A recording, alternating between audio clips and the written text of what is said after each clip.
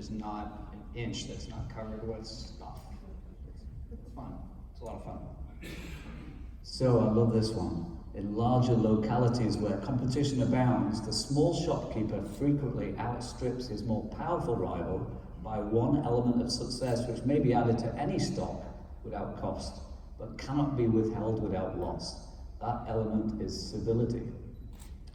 A kind and obliging manner carries with it an indescribable charm. It must not be a manner which indicates a mean, grovelling, time-serving spirit, but a plain, open, and agreeable demeanour which seems to desire to oblige for the pleasure of doing so, and not for the sake of squeezing an extra penny out of a customer's pocket. In other words, not have a nice day. The generic. Yesterday I went into a jeweller's and I spoke to the assistant manager, and the assistant took me to meet the assistant manager, and on the way out he said, "Have a good day, Adrian." He overheard my name. It made such a difference. The large shopkeeper frequently grows proud of his position. There are so many little civilities which customers like, but which the large shopkeeper may be too busy or unwilling to pay. He forgets that these civilities are the steps by which he rose, and that the withdrawal of them must lead to his rapid descent. These are the points upon which large traders are often weak, and where the small trader finds them vulnerable. Punctuality, cleanliness, the neat arrangement of his stock, the attractiveness of the window, the absence of all, I love this, they call it absurd puffing, we used to call it. The early and regularly opening of the shop in the morning, and the attention paid to everyone entering it. These are the secrets of the small shopkeeper's success against the influence of giant capital, stroke Amazon. This is 1853, I think it's fantastic. So, look at this fella, 139 years ago. And I didn't want to give any of his quotes away. 150, is it? Sorry, 150. I'll see you at the Westin tomorrow. So, Stephen, how do you do it? Well, in my store we do puffing because we smoke, so that's somewhat obvious. But well, it's customer service. It's being in Boston. It's a combination of civility and arrogance, because people want to come to a specialty store where they can get things they can't get anywhere else. So one must ascertain one's customer. But we ship all over the world. We're very fortunate because we've been in business so long, and we do things that nobody else does. One of the things you had to absorb, which not many people would do, you just explained from one day to the next, because of the law changing, how much your business had to deal with. Well, I think it was 12, 13 years ago, the former mayor of Boston put through an ordinance that you couldn't smoke in restaurants or hotels, and we supplied all the hotels and clubs, private clubs and restaurants in Boston. So one day we lost $700,000. But, you know, we found other ways to make it up. And one of those other ways, I asked him yesterday, I said, "You ever stop e-cigarettes?" No, I didn't like the idea of it in the beginning. Somebody who's selling cigars and pipes But thinks e-cigarettes that's kind of a bad idea, I think. no, but tobacco is one thing, but when you're inhaling chemicals made in China, you're much more problem. Right. No, and you're dead right. So here we go, Forever 21. Oh dear, oh dear. So I like this quote: "Change almost never fails because it's too early. It almost always fails because it's too late." So I mean, you can see that. I was kind of sneaky there, but Forever 21 became Forever 11, Chapter 11. So I couldn't resist, guys. So these are retailers that are meant to be showing us all how to behave, how to survive, how to do whatever. I'm pretty sure Forever 21 didn't have much civility, humility. I know from my own daughter who went through a fashion degree, they were well known for taking independent artists and stealing their designs and not caring, etc. Lots of bad publicity. So yeah. In contrast, 111 years ago, so I went into Bromfield Camera Shop and I spoke to the owner and I said, "So how long have you been around?" And he said, "Well, the records go back to 1943, but We know we were around in 1908 because there's a story in the Boston Globe of a policeman being thrown through our window in a riot. Which I love. So the other thing is they love the internet, and you can see that there's the woman in black was this middle-aged woman, well off, looking at a mirrorless camera, and there's the old, like typical crusty photographer enthusiast, etc. But they have a giant eBay store. They sell on the internet, and one thing I want to touch on later is how this us versus them idea of it's the internet or bricks and mortar. It's kind of like, it's dissolving a bit. People realize that retailers need the internet, and the internet, sole internet companies actually want to have a presence on the high street. So I think that kind of polarity is maturing. So I was wandering around Boston. So there you go, empty store. Oh, look at that next to it, 1898 Jewelers, still open. And you said that used to be a Radio Shack. It used to be a Radio Shack, 14. That's a tough block. That is a tough block. I read about that block. There's Bromfield Street, Bloomfield Street. So there you go. There's a boarded up street, right? Payless Shoes on the corner, the big to let sign, and look, there's a guy in the red there. And who's that guy? Oh, it's Fred Rosenthal, who's been around since 1948, who has a pen shop, who survived Payless Shoes. I mean, this is a funny thing. People will criticize us, say, hey, what's your business model? How are you working? How are you competing? How are you making all this money? But these people are all still here. And he says, yeah, we do have a niche. And people are going back to writing. Like Jack said, every time somebody orders something internationally, like Johnny Cupcakes, he puts a card in and says, thank you. Right on the back of it, thanks for the order. Hope to hear from you again. Every single order that goes out in my store is handwritten. So yeah, and he said literally, I wish I could remember the phrase, but he said, we get people calling and it's like over the moon for 2 hours about whatever, about pens, and we never put the phone down. We always listen. We just still listen. So, one thing is, to me, as I said, touched on at the beginning, we used to talk about technology and profit per square foot and all that kind of stuff. And there was no such thing as pop-ups 10 years ago. Because retail space has gotten cheaper and landlords are more desperate, you've got pop-ups, you've got experiential artisanal, all these things. And as Johnny Cupcake, sorry I spelled his name wrong, but I'm sure he'll forgive me. It's not B2B, it's C2C or whatever, it's human to human. So actually, I didn't know obviously what he was going to talk about, but this is exactly what this panel's about. It's about human to human. So here you go, Jack. So Jack's my star guy. Sorry, I don't mean this in a funny way, but Jack was like, oh, I'll help you with the thing, I'll go and see the jeweler, I'll do all these different things. And when I first went in, he's very modest, and he said, go and see my wife, she runs this gallery up the street, and his wife said, did he tell you about the keys he has? And I said, no. She said, well, he has over 500 door keys, front door keys, of all the customers in the area, all color-coded. So if you lose your door key, you can just go in. He's already got it there. Yeah, a lot of the young kids, when they get off the bus, moms and dads aren't home and they forget their keys. So it's like, okay, what's your favorite color? Red? Yeah, here's the red drawer. Dump them out, look at it, find the key, give it to them. It's just the way of being part of the neighborhood. It's how I was brought up. That's how I brought my children up, who were brought up in the neighborhood. And it's just a human, civil, kind way to do it. And people come back all the time. It's great. I love it. So if you remember, my store last year was all about the community and involving people and bringing people in, and it wasn't about money, like that phrase said. It wasn't being nice to squeeze another penny into your pocket. It was about being in the community. And so when I went in yesterday, there was an older lady, like 60 or something, and they were having a conversation, and she said, okay, I'll see you in about 15 minutes. And I said, hey Jack, you okay for tomorrow? And he said, yeah.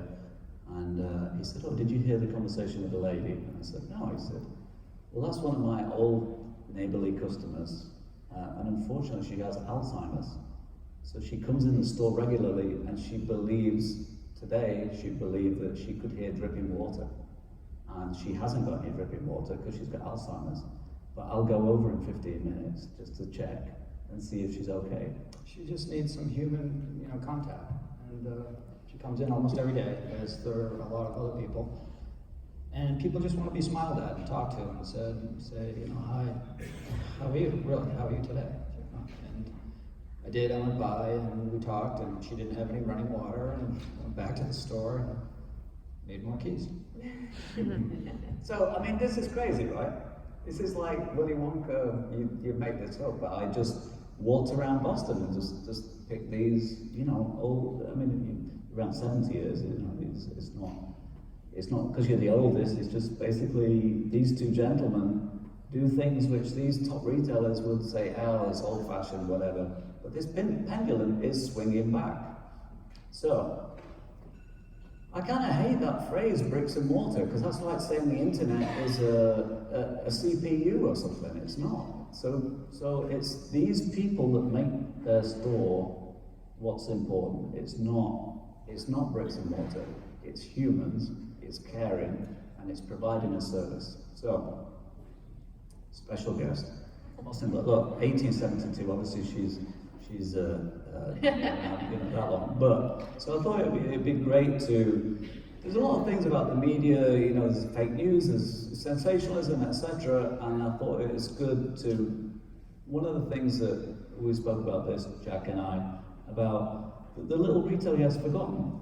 If Amazon wanted to do a H2, quarter, headquarter 2 here, Yeah. get billions of dollars in investments, tax breaks, whatever. And these two gentlemen get nothing. And so I thought it would be good to hear your perspective about, trends, whether things were improving, pedestrianisation, all this kind of stuff, and how the city was responding in terms of the loss of tax revenue from empty stores and all these kind of things. Sure. Well, I had to laugh because your slide a couple slides back with all the buzzwords in retail, I was like, man, if I had to write a story without any of those words in it, I would be just completely out of luck right now. They are, obviously, as everyone in this room knows, the retail industry has been in such flux on so many fronts. And this sort of the stalwart stores that you've come to rely on are remarkable in the sense that they've maintained a presence. But for every store that is thriving and surviving, there are many others that are not. And I feel like I often write the closing story of these shops. And sometimes it's the first time I'm really getting to walk in and experience it, the store firsthand. And I will say I wrote a story like 2 weeks ago about Fresh Pond Market closing in Cambridge, which the thing I learned in the course of the reporting was there was an Armenian family that started the market, in Cambridge about 100 years ago.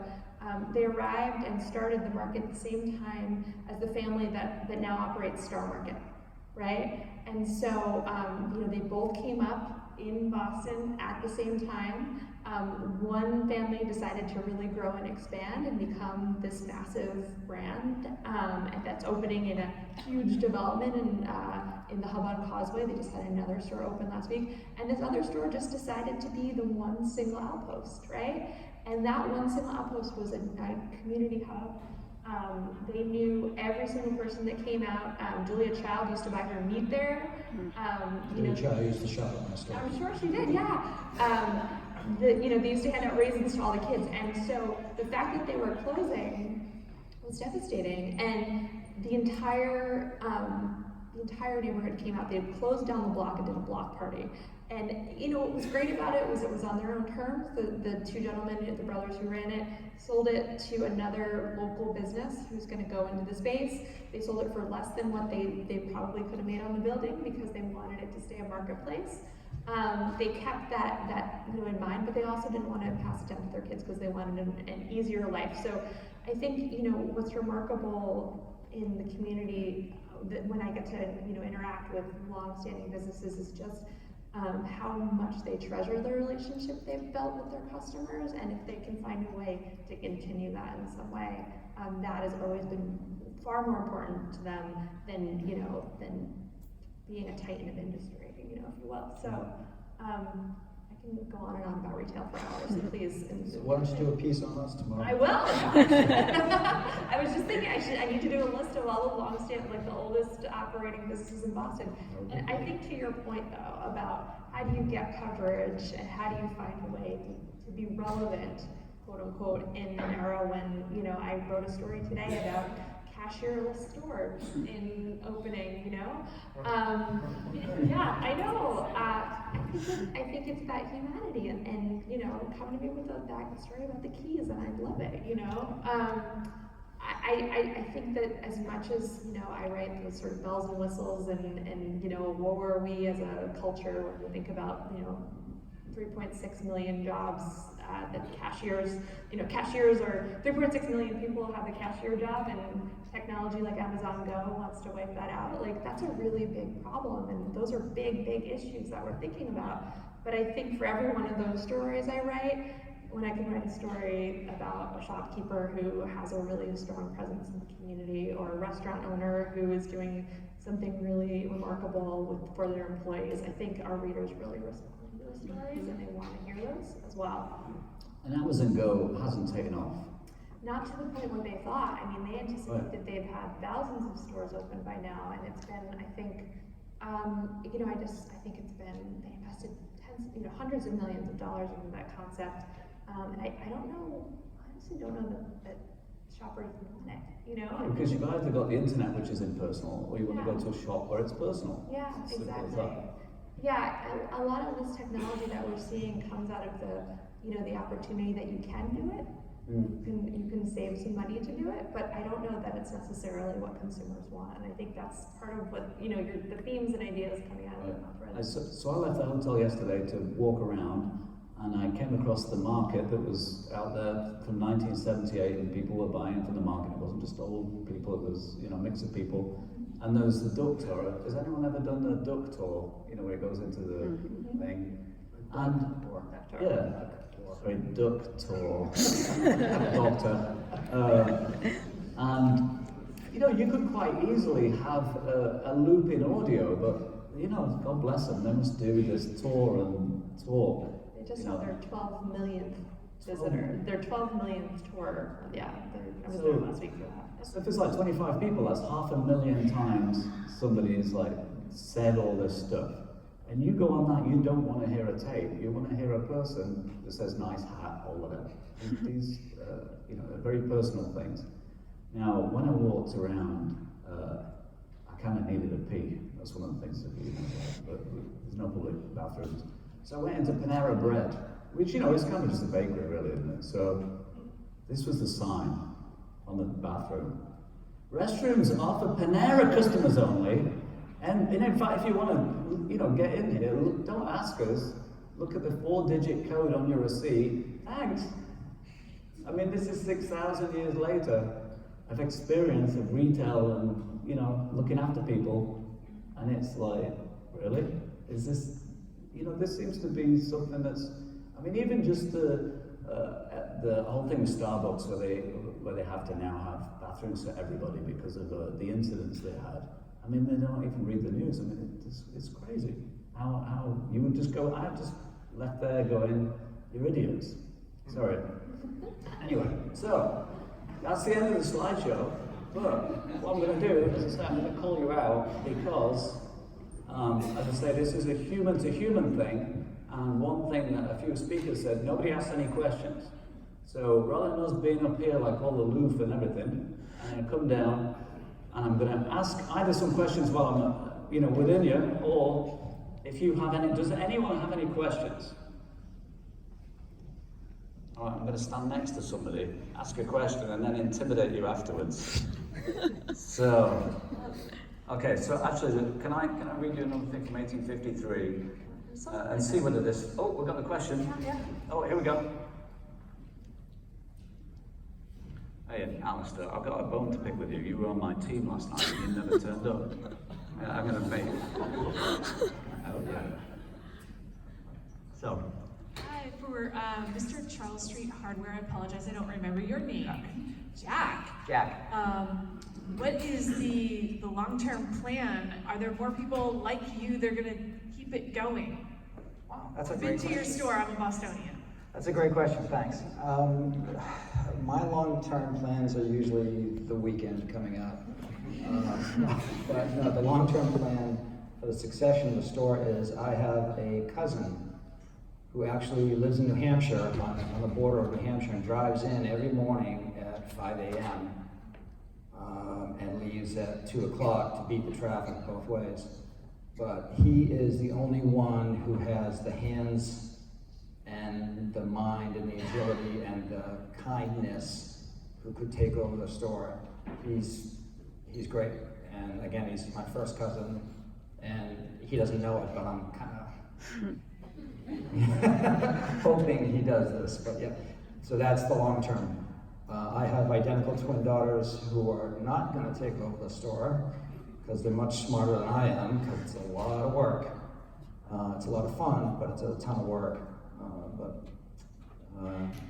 Like before, I'm the ultimate shopkeeper. I live upstairs, and I've raised my family in the neighborhood, and it's just fantastic. So we own the building, and we're not going to go anywhere. So don't worry. So Joe, one thing I asked you before was, if all these people are stopping and asking you questions, and this civility thing takes time, right? So, and it's the same, for Stephen. How do you deal with this number of people and give them your attention and actually run a business? Is there something where you've got an ability to cut people off, or? How do you, me? Both of you, yeah. I bet you can cut people off. Oh, I can cut people off. No, it's important in my business. I mean, I have 6 gentlemen who work for me at different times, and I hope they're trained well to take care of the customers, both on the phone or online or in person. And it's like anything else. Sometimes, like next year's our 150th anniversary, so I'm spending a lot of time with the designer for the logo and the party and all that stuff. But it's a balance. But I probably work 50 or 60 hours a week, which is too many, my wife tells me, but I enjoy it. So. And you didn't start off you haven't been in this tobacconist business your whole life? No, I worked at this business when I was in graduate school, and I taught for 25 years. And then I sold the family business, and I bought this business. So it's your dream job, being a shopkeeper, retiring and becoming a shopkeeper. Pardon me? Your dream job was retiring and becoming a shopkeeper. Well, I think it's important for people who work at their hobby. Right. Since I'm not good enough at golf, Okay, another question. I actually have a question for Jack, because I covered it when it happened, but I don't know if everyone's familiar. There's a local website called The Grommet. Right, yeah. And they sell really cool, like, innovative gadgets and products and That are kind of homespun. Yeah. They're not big corporations. They're No. made in America by moms and pops and women that get together. And, It's kind of an inventor marketplace, but it's really cool stuff. A lot of it's similar products that you might see on Kickstarter. Once they get going, they'll sell on the Grommet. And the Grommet had a partnership with Ace Hardware recently, where it's a part ownership. And Yep. I'm really curious what that's at, because first we had the little kiosks and the Grommet kiosks in the stores, but I'm curious how that's evolved and what it's like now, knowing that there's that partnership between this very digital first, web-based brand and what is obviously a brick and mortar footprint. Well, it's really interesting because Grommet, they're based in Cambridge, their organization's in Cambridge, and a couple of actually the woman who started it and a couple of her employees came in and they walked into the store one day and they were just chatting to me, and my wife was there, and they said, "Oh, well, we own this company, Grommet," and they showed me some stuff, and I said, "Wow, that's really cool. Why don't we do a window? Do you have any, banners or anything that we can put into?" Yeah, got a whole bunch of stuff the next day, and my wife did a full window. So we were the first hardware store to take on Grommet, and fast forward about a year, Ace Corporation picked up the whole line, and they have Grommet, like you say, kiosks in all different Ace hardware stores, and they're great. It's such an easy, impulse, fun place to send your customers to when they come in the store. Is there like fun? I mean, what are some of your best selling objects? Like, Oh, the soggy doggy. It's a towel with hand mitts in it. When your dog is wet, and it's a long towel. It's a long finger towel, and you just dry your dog with it. It's fabulous. They have man soap, and they have bear claws so that you can take shredded pork when you do pork roast and you shred those. Yeah, it's great stuff. They're neat items, and it's an easy sell. We have another question. Thank you. I come from, like my grandmother had the oldest bookstore in Toronto, and we always said, the big boxes were a four-letter word, but what would you say to someone that's thinking of opening up a store, or a young person, what would be maybe some advice or thoughts that you would share with them? Be well capitalized was the first thing I'd tell them. And just as importantly, have a passion for the business. But I mean, in the last 30 years, all these young people have opened so-called cigar stores, cigar bars, and half of them fail because they don't have the money. They don't realize what the inventory costs and what it costs to maintain it. I mean, it seems like a basic rule of business, but so many people get engulfed with the idea rather than with reality of the business. And the other, to add on to that, you have to take a big fat patience pill every day, because you also have to be there at least 50, 60 hours a week, and it's your shop, your dream, and if you have employees, everybody else has to be on that same, dream path, because it's a ton of work doing retail, especially startup stores. But like you said before, love and live your passion, and if you can make money at it, perfect. It's great. I'm going to ask you just because you're next to me.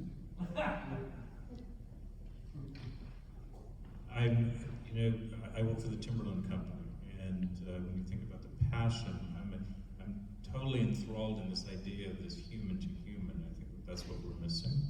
And the 50, 60 hours, I mean, that's a lot. What are some of the things that you might want to share that are some, lower hanging fruit for people to be able to grab onto with regards to making that human contact and touch so important in your own environments? I missed the end of that. I'm sorry. I know you work for the Timberland Company, and you were asking about if there were. Can you repeat it? Because How you could, the tips you could give to make people able to have more human connections, for bigger corporations. Oh, so I heard better. The interviewing process has gotten so out of control. I hire friendly people. If they don't know the hardware business, I can teach you that, but I can't teach you to be nice and kind and friendly and smile at people. That I can't do. I can do it best. The civility from 1853, the civility they're talking about. Right. I will say too, just having come from another conference where I was on stage with a woman from Glossier, which is a online makeup brand that does most of their sales through Instagram, and is just killing it in terms of getting an entirely new audience of people who are rejecting the traditional beauty industry. When they realized that they were building, she's in this speech, and I've talked to her about this in my own coverage, but when they realized that they were going to launch a beauty brand that they had basically built out of a blog, and use Instagram as the platform to do it, they realized that they could not communicate with their followers over email, right? Because even though that would have been far more convenient for their team to manage questions and requests, they had to do it in Instagram, in the DMs, where people were interacting directly with the brand at that moment. And so they actually dedicate an entire G team of people who just correspond with people through Instagram to give them advice on whether this matches their skin tone, or how to buy my products. And so it's just, I think you know, in terms of it's not human, right? It's the opposite of human. It's all digital, but in that sense, like there was such a brand affinity built, you know, that was created through those connections, that those people then would screen grab those interactions with the Glossier people and post them to Instagram because they were so thrilled by that customer service, right? And so it became a closed loop. And so, you know, what I'm seeing in the companies that are finding real success are they're finding an audience and then meeting that audience exactly where they want to be and having that conversation in a really intimate way. And that's, I think, you know, maybe that's finding people who are engaged on a younger level to do that, but I think there's, you know, again, finding people who have those personality skills is the thing that's distinctive. And one thing is that, you know, Timberland or whatever, I'm pretty sure you probably employ these consultants who've been to Harvard and know all this stuff, and all these biometrics and all those words, you know, the tech words, whatever, and you pay them $10,000 for an afternoon to teach your executives about whatever. I'm pitching these two guys out now, because basically, to help their career, to help everything that they're doing for the woman with Alzheimer's, to everything that they stand for, why wouldn't you, rather than just give me a little snippet, because it isn't a snippet, these guys have done this for years, why wouldn't you bring them in and pay them $10,000 to explain how the hell, you know, I'm not being weird, but you guys seem to pay a vaping company and say, hey, look, this is vaping, it's going to be the future and whatever, and pay us this money to we'll explain what the future of smoking is. And here's the past and the future of smoking, you know. So these are the two people that you should be paying as consultants, and not just these two, where you live, you know, where your company is based. I think there's this idea that these individual small retailers are not relevant, they're the dinosaurs. They're really not. As I said, from 6,000 years ago to 1853 to whatever, they're doing all these things that all these like consultants are claiming are new. And they've got 50 years of experience doing it. So these are the people that you should be paying and flying on a jet to give a little, they're not going to have a PowerPoint, sorry, but you might have a pipe, not a PowerPoint. But these are the people, that's why I wanted to bring these people here. Because, as I say, all this conference is about human connection and real, genuine people. And you don't get more genuine than these two, right? So, that's my own sales pitch. I am an agent now for all this retailers in Boston. Any more questions? Here we go, right in the back.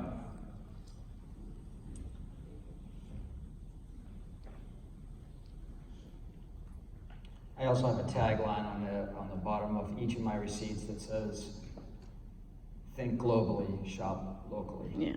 And it really makes a difference when you shop in your own neighborhood as opposed to, you know, getting your car, driving 40 miles to the nearest Kmart, and, you know, coming back and wasting all the fossil fuels and all that business when, you know, we have virtually everything they have.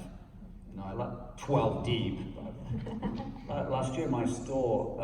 So this jacket is not the other SS. It's the Salvation Army, and it was kind of like salvation from consumerism, etc. And one of the reasons I got all the clothes from my store was from the Salvation Army. Was on every receipt it says your purchases help us help others, which is just a fantastic concept, really. So another question. I am sorry to say I've never been in either of your stores, but I am curious, having been in business so long, what's the biggest risk or effort outside of your comfort zone that you've taken that's either failed or been successful?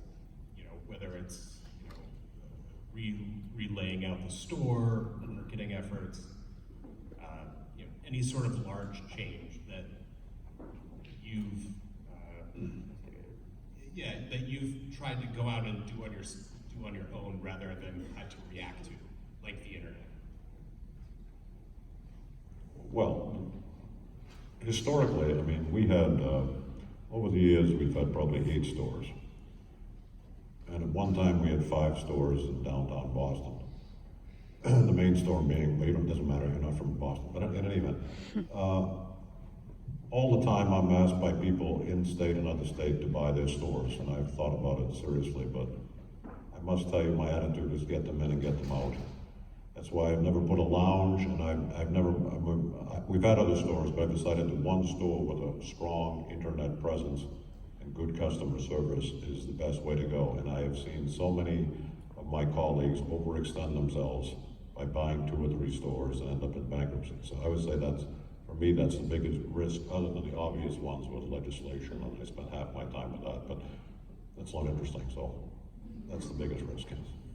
For me, I think the biggest risk was having to buy my real estate, because if you don't own your real estate in retail now, it's very difficult to survive longevity like we have.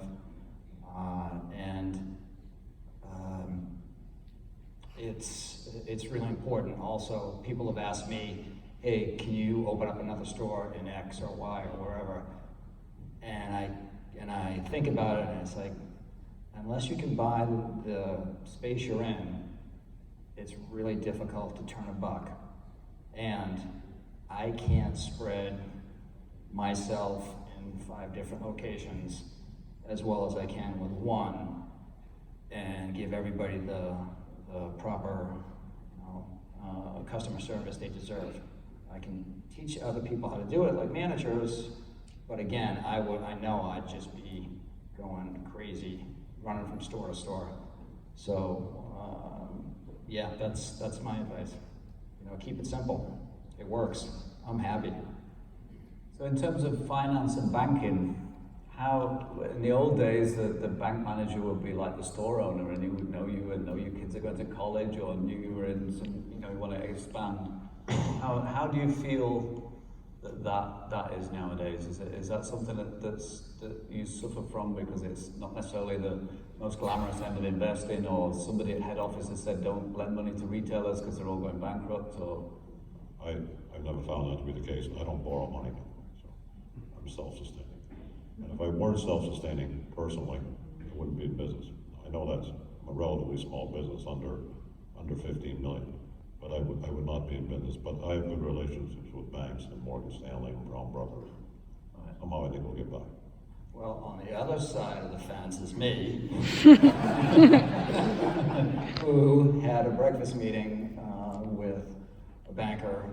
It was 9 years ago exactly, when no one was getting any money, and over a breakfast handshake meeting, I got a mortgage for the building, and that was the biggest leap I've ever done. And we've become friends, and he's my bank, and he's got my back, and it's a great success story, because he knows that I'm going to be there every day. I mean, I live upstairs. Where am I going to go? And Janelle, do you feel the city supports these people? They're forgotten? Are they, because there's all these stores closing and they're losing income, are they suddenly turning and going, hey, we have to find a way to keep these people, give them a tax break? Or are they're just the lost part of Boston? No, I mean, I think Boston, just think about the way you think of Boston as a city, like we honor our history, and we it's who we are. So I think, part of the reason why some of these stores can survive is because there is that loyalty and people are deep rooted in their neighborhoods. I think rents everywhere are going up, and that's a challenge. You're seeing development happen in almost every corner of the city. And when, a building or a whole swath of buildings can be bought and have a big condo development go in, it's tempting for people who are getting older and want to retire to cash out. And it's hard because I feel like we write every single week about a restaurant closing, a store closing, and people get really sad, and the Boston we know is leaving, but then they'll also say, well, when was the last time you went? And so I think, we, like everything, like people want shiny and new, and that's, I think, the era we're in now more so than ever. You always want to try the new thing. You always want to patronize a new restaurant. You want to try the store that you saw on the internet that now has a brick and mortar presence. But I do think, that as that's happening, there is also a real, people really do love the authentic, and they come back to that more and more now because they see these things cycle through so fast. that the things that are able to stay, I think people really treasure. And as you say, the modern, with politics and the news media is all very polar. Everything's black and white, and there's obviously this, what they call clickbait, that bad news generally gets more traffic driven to reading a site or whatever, and that can be a perpetuating thing that retail, it is out of fashion. The same as now, thankfully, all these unicorns with WeWork and with, who is it, Airbnb, there's the other internet, Uber and Lyft, their share prices went down. So I'm sure the media will now basically say, hey, look, this isn't a guaranteed success. They're kind of built on, sand or whatever. So hopefully retail will get some traction where people will stop saying the internet is everything and all these apps are going to make billions of dollars and Facebook's the only way to go and Amazon Go because whatever. And this pendulum that swings around, for 6,000 years it's always swung around. I literally, this is one of the weirdest emails I got. I got an email 3 weeks ago from a friend of mine. I'm with the Prime Minister of Ideas from Amazon. Have you got anything interesting we could do? And I hung out with the Prime Minister of Ideas for Amazon for 3.5 hours. And it was kind of bizarre because I don't, it's not my greatest company. But it was interesting because we were talking about Amazon and I said, really, it's just Sears Roebuck catalog, right? It's just a different way of having a catalog. It's just easier. Uber is just, they call them disruptive. Uber is just an easier way of hailing a cab and paying for it. There's nothing disruptive. And in fact, Sears Roebuck, you can buy a house. Amazon doesn't sell you a house. So this was kind of the point of this whole talk, was to say, okay, all these things, they're not scary, the sky isn't falling in. There are certain things that you should follow that are always going to work. Civility, and I want to read out and see the clock's ticking down here. So, from 1853, here we go. If we might draw the portrait of a shopkeeper, we would paint him thus: a man cheerfully rendering his best labour and knowledge to serve those who approach his counter and place confidence in his transactions, making him agreeable alike to rich and poor, but never resorting to mean subterfuge and deception to gain approval and support. Frugal in his own expenditure, that in deriving profits from trade, he may not ride roughshod over the interests of others. Let the public discover such a man, and they will flock around him for their own sakes.